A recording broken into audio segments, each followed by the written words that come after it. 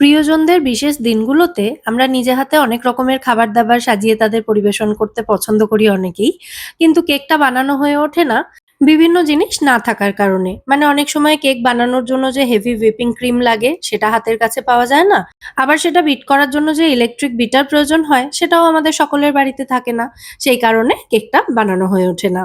তো আজকে আমি এমনভাবে একটা কেক ডেকোরেশনের আইডিয়া শেয়ার করব যেটার উপকরণগুলো আমরা সবসময় হাতের কাছে পেয়ে যেতে পারি। আর এর জন্য ইলেকট্রিক বিটার বা হেভি হুইপিং ক্রিম কোনোটাই কিন্তু লাগবে না। যে দুটো উপকরণ লাগবে সেগুলো হলো ডার্ক কম্পাউন্ড চকলেট আর লো ফ্যাট ফ্রেশ ক্রিম। এই ডার্ক কম্পাউন্ড চকলেট কিন্তু এখন ইনস্ট্যান্ট যে ডেলিভারি অ্যাপগুলো মানে জেপ্টো, সুইগি বা ব্লিঙ্কিট এগুলোতেও পাওয়া যায়। তো ডেকোরেশনটা এবার শুরু করা যাক। প্রথমেই আমাদের চকলেটটা মেল্ট করতে হবে।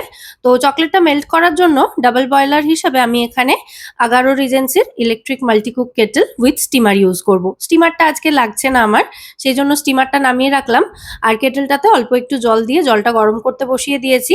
আর এদিকে এবার আমি চকলেটটা কেটে রেডি করে নেব। চকলেটটা রুম টেম্পারেচারেই রয়েছে। তো এবার চকলেটটা অর্ধেকটা নিয়েছি আমি, মানে টোটাল প্যাকেটে 1/2 কেজি চকলেট ছিল, সেখান থেকে 250 গ্রাম চকলেট এখানে আমি নিয়েছি। আর যতটা চকলেট ঠিক তার অর্ধেক পরিমাণে নিতে হবে ফ্রেশ ক্রিম। মানে চকলেট এবং ফ্রেশ ক্রিম দুটো 2:1 রেশিওতে থাকবে। আর যতক্ষণে আমি চকলেটটা কেটে ছোট টুকরো করে নিলাম ততক্ষণে কিন্তু জলটাও গরম হয়ে গেছে। তো এই কেটেলটার ওপরে আমি চকলেটের বাটিটা বসিয়ে দিলাম আর ফ্রেশ ক্রিমের প্যাকেটটা খুব ভালো করে শেক করে নিতে হবে এটা দেওয়ার আগে। তারপর প্যাকেটটা কেটে এর মধ্যে থেকে বেশিরভাগ ক্রিমটা আমি দিয়ে দেবো। মানে যেহেতু 250 গ্রাম চকলেট তাই আমাদের 125 ml মতো ফ্রেশ ক্রিম ব্যবহার করতে হবে। তো এই প্যাকেটটা হচ্ছে 200 ml এর, সেখান থেকে আমি বেশিরভাগটাই মানে বেশি অর্ধেকটা দিয়ে দিলাম। আর দেখুন জলটা একদম হালকা করে ফুটছে, একদম লো টেম্পারেচারে রেখেছি আমি কেটেলে। আর জলের মধ্যে যেন বাটিটা কোনোভাবেই টাচ না করে, জলের থেকে একটু ওপরে রাখতে হবে বাটিটা। আপনারা কিন্তু গ্যাসে অন্য কোনো পাত্রেও এটা মানে এই কাজটা করে নিতে পারেন। একটা সসপ্যানের মধ্যে একটু জল গরম করতে দেবেন, তার উপরে বাটিটা বসিয়ে এভাবে যতক্ষণ না চকলেটের মিশ্রণটা স্মুথ হয়ে যাচ্ছে, পুরোপুরি মেল্ট হয়ে গিয়ে, ততক্ষণ পর্যন্ত এটাকে গরম জলের উপরে রাখতে হবে।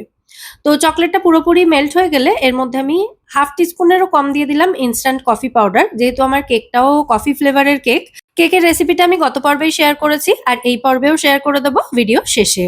তো আপনারা দেখে বানিয়ে নিতে পারেন ওইভাবে। কফি ফ্লেভার ছাড়া আপনারা চকলেট ফ্লেভার বা ভ্যানিলা ফ্লেভার দিয়েও কিন্তু কেকটা তৈরি করতে পারেন। তো দেখুন চকলেটের মিশ্রণটা এখানে একদম রেডি। এটা হলো চকলেট ট্রাফল। আর আগের দিন যে সুগার সিরাপটা আমি রেখে দিয়েছিলাম সেই সুগার সিরাপটাই কিন্তু এখানে আমি ব্যবহার করছি। আর তার সাথে যে কেকটা বানিয়ে আমি রেখে দিয়েছিলাম ক্লিং ফিল্মে র‍্যাপ করে, সেই কেকটাই এখানে আমি ডেকোরেট করে দেখাবো।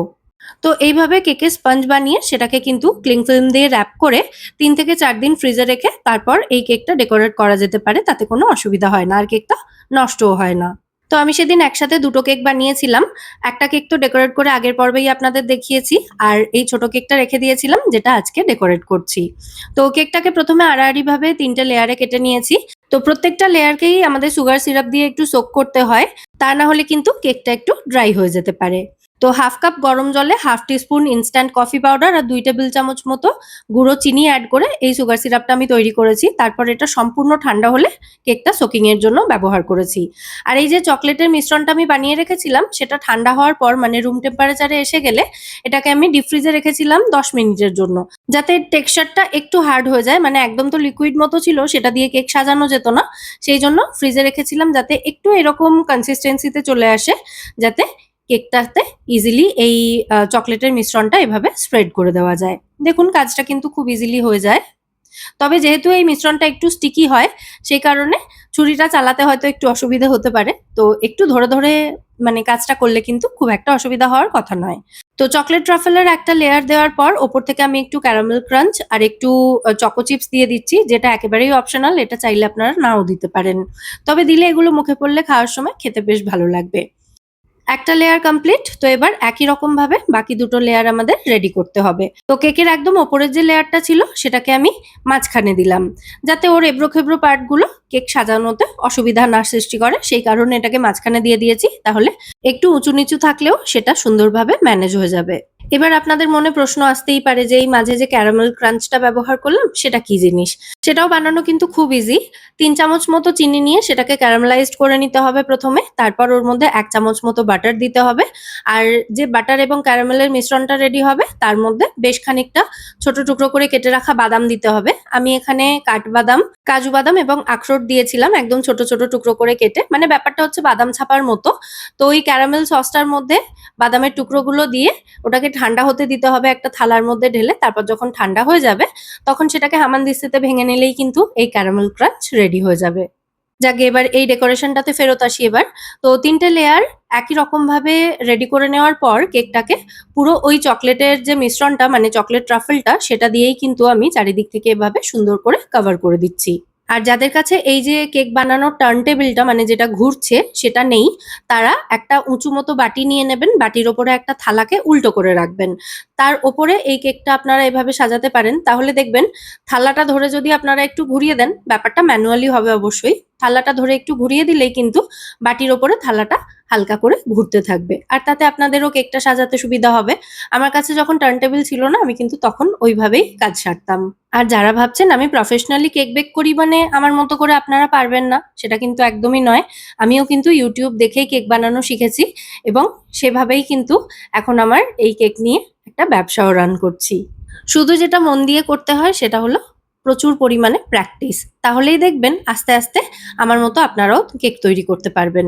আচ্ছা, যেমনটা আপনারা দেখলেন কেকটা পুরোপুরি ওই চকলেটের মিশ্রণটা দিয়ে বা ট্রাফলটা দিয়ে কভার করে নেওয়ার পর সেটাকে আমি টার্ন টেবিল থেকে একটা প্লেটের মধ্যে তুলে নিয়েছি।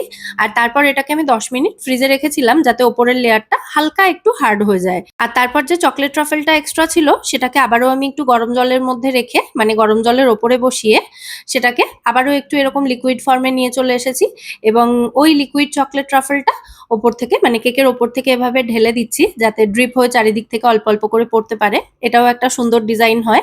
আর তারপর ওপর থেকে বেশ কিছু চকো চিপস ছড়িয়ে দিচ্ছি। যাদের কাছে কেক বানানোর জন্য ওই পাইপিং ব্যাগ, নজেল এগুলো নেই, তারা ওপরের ডেকোরেশনটা আর অন্যরকম সেভাবে করতে পারবেন না হয়তো, তো তাদের জন্যই এই সিম্পল ডেকোরেশনটা আমি দেখাচ্ছি। ওপর থেকে জাস্ট কিছু চকলেট চিপস ছড়িয়ে দেবেন, তাহলেই কিন্তু এই কেকটা দেখতে খুব সুন্দর লাগবে। আর সাইডগুলো চাইলে আপনারা খালিও রাখতে পারেন, তবে আমার কাছে যে ক্যারামেল ক্রাঞ্চটা ছিল সেটাই আমি এভাবে চামচে করে সাইড থেকে দিয়ে দিচ্ছি। তারপর কেকের গায়ে এগুলোকে চামচ দিয়েই একটু ঠেলে দিলেই কিন্তু খুব সুন্দরভাবে কেকের মধ্যে এগুলো আটকে যাবে। আর এইভাবে কেকটা রেডি করে নেওয়ার পর এটাকে অন্তত ৫ থেকে ৬ ঘন্টার জন্য ফ্রিজে রাখতে হবে, তাতে কিন্তু সমস্ত লেয়ারগুলো একদম সুন্দরভাবে ধরে নেবে। তবে আমার কাছে অতটা সময় ছিল না, সেই কারণে আমি ঘন্টা দেড়েক মতো ফ্রিজে রেখেছিলাম। তারপর কেকটা বের করে আমি একটু কেটে দেখিয়েছি আপনাদেরকে। তো হালকা ফুলকার মধ্যে ডিজাইনটা কিন্তু মন্দ হয়নি, কি বলেন আপনারা? তো যাই হোক, এবার একটু কেকটা আমি কেটে দেখিয়ে দিই ভেতরে লেয়ারগুলো কেমন রয়েছে, তাহলে আপনাদেরও বুঝতে সুবিধা হবে। এবার কেকের পিসটা আমি তুলে নিচ্ছি। আশা করি দেখেই বোঝা যাচ্ছে যে কতটা টেস্টি, কতটা ইয়াম্মি হয়েছে কেকটা। একেবারে একটা এগলেস কেক এটা। নিরামিষ দিনেও আপনারা এই কেকটা বানিয়ে খেতে পারেন। দারুণ টেস্টি হয় আর এইভাবে বানালে কিন্তু খুব বেশি উপকরণ আপনাদের দরকার হবে না। একটু ফ্রেশ ক্রিম আর একটু ডার্ক কম্পাউন্ড চকলেট থাকলেই কিন্তু কেকটা খুব সহজে এভাবে সাজিয়ে নেওয়া যাবে। আচ্ছা, ডেকোরেশন তো হলো, এবার কেক স্পঞ্জের রেসিপিটা একটু দেখিয়ে দিই আপনাদের। প্রথমে একটা ছাঁকনির ওপরে মেজারিং কাপের ১ কাপ ময়দা, যেটা ওজনে ১২৫ গ্রাম মতো, তার সঙ্গে নিয়েছি 1/4 কাপ পরিমাণে কোকোয়া পাউডার, সাথে ২ চামচ মতো গুঁড়ো দুধ বা মিল্ক পাউডার, ১ চা চামচ বেকিং পাউডার, 1/2 চা চামচ বেকিং সোডা আর জাস্ট ১ পিঞ্চ মতো নুন অ্যাড করেছি। তারপরে এই সমস্ত উপকরণ একটা চামচের সাহায্যে ভালো করে মিশিয়ে নিয়ে এই উপকরণগুলোকে ২ থেকে ৩ বার চেলে নিতে হবে।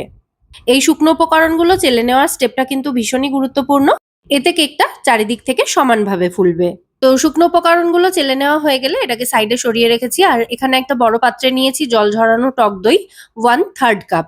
মেজারিং কাপই ব্যবহার করেছি আমি এখানে, আপনারা পার্টিকুলার যে কোনো একটা কাপ নিতে পারেন। এর মধ্যে 1/2 টিস্পুন নিয়েছি কোল্ড কফি এসেন্স, তার সাথে ১ কাপ নিয়েছি এখানে গুঁড়ো চিনি। ২ চামচ মতো গুঁড়ো চিনি সরিয়ে রেখেছি আমি পরে সুগার সিরাপ বানানোর জন্য। যাই হোক, এবার এর মধ্যে 1/3 কাপ পরিমাণে নিয়েছি সাদা তেল। তারপরে এই সমস্ত উপকরণ একটা ইলেকট্রিক বিটারের সাহায্যে খুব ভালো করে ফেটিয়ে নিচ্ছি।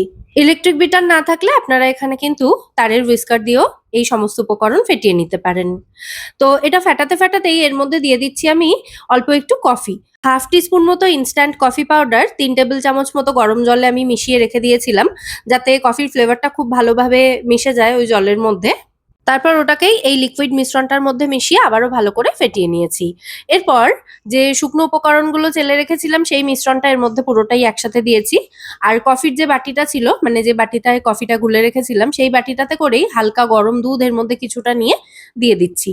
দুধের পরিমাণটা আমি এক্স্যাক্টলি বললাম না এখানে, কারণ এই মিশ্রণটা বানানোর জন্য, মানে মিশ্রণটা আমি একটু পাতলা করেই বানাচ্ছি, তো তার জন্য যতটা পরিমাণ দুধ প্রয়োজন হবে ততটাই মেশাবো।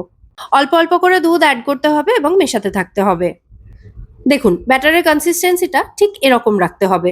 তো ব্যাটার একদম রেডি হয়ে গেছে। এবার একটা রেডি করা কেক টিনের মধ্যে, মানে বাটার পেপার বেছানো কেক টিনের মধ্যে ব্যাটারটা বেশিরভাগই আমি ঢেলে দিচ্ছি।